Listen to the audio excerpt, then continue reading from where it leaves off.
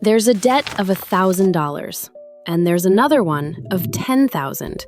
Logic tells you to attack the 10,000 first, because that's where the real enemy is, the higher interest. Your bank tells you that. Any spreadsheet tells you that. And yet, the people who do the exact opposite, who go after the small one first, the $1,000, end up paying off all their debt more often than the people who follow the logic. Why does the math lose to the psychology? Let's find out.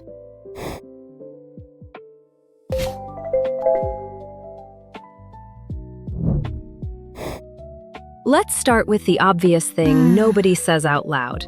You didn't get into debt because of one big decision.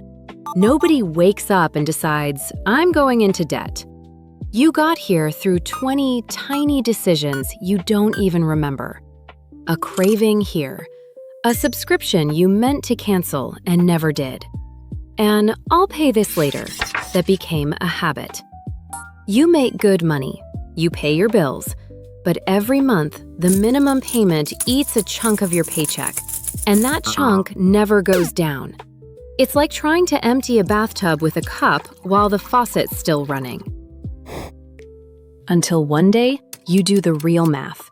Not the quick half math you do in your head when you're paying bills. The real math. You open everything.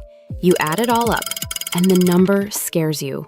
Not because it's impossible, but because you'd never seen it all together in one place, staring back at you.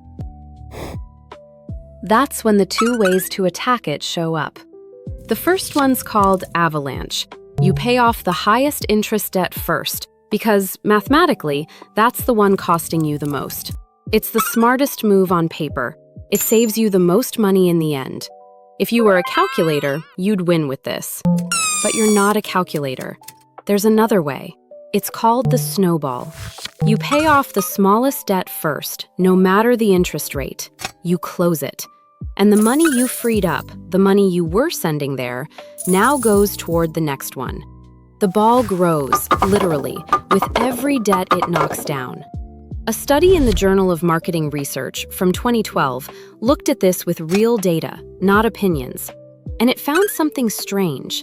What predicted whether someone actually paid off all their debt wasn't how much interest they saved. It was how many accounts they closed completely. Closing one whole account, even the tiniest one, feels like winning. And when you feel like you're winning, you keep playing.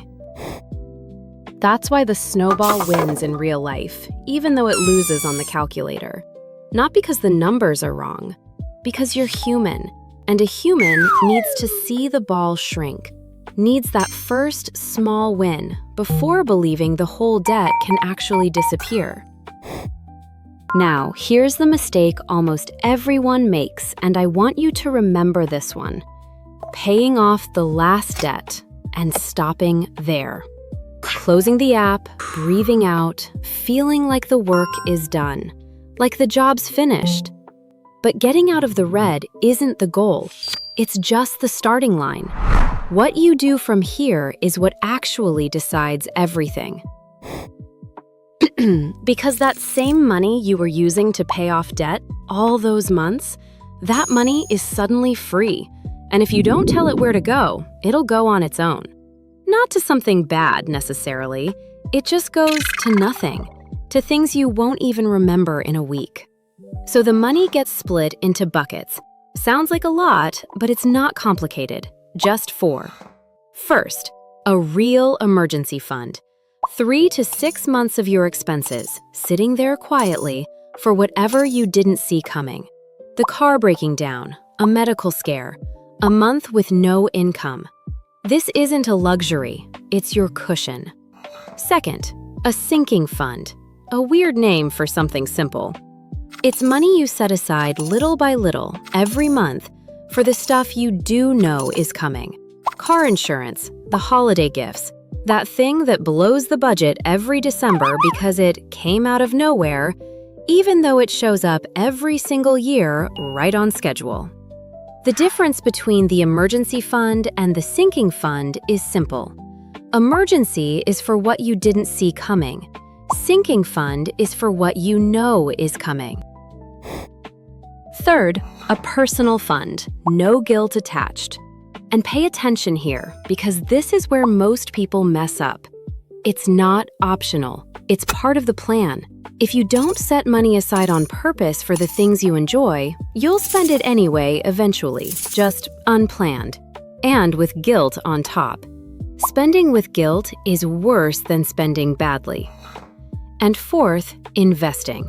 This is where the snowball, the same one you use to get out of debt, changes direction. The writer George Clason put it best, almost 100 years ago, in a line that's still true. A part of everything you earn is yours to keep. Not to spend, to keep. That's what investing does. It pays you first, before anyone else. Because compound interest is the same snowball as before. The exact same physics. Except now, instead of pushing it uphill against a debt that grows, you let it go downhill, and you let time grow it, not you. The only question that actually matters is which side of the hill you're standing on right now. Pushing something that grows against you, or letting go of something that grows for you. Logic told you, at the start of this video, to attack the biggest thing first. You've seen why that's almost never what actually gets you to the finish line. Start small. Win fast, even if it's a small win. Keep playing. Because in the end, going from red to green isn't a straight line. It's a ball rolling, and you decide which way.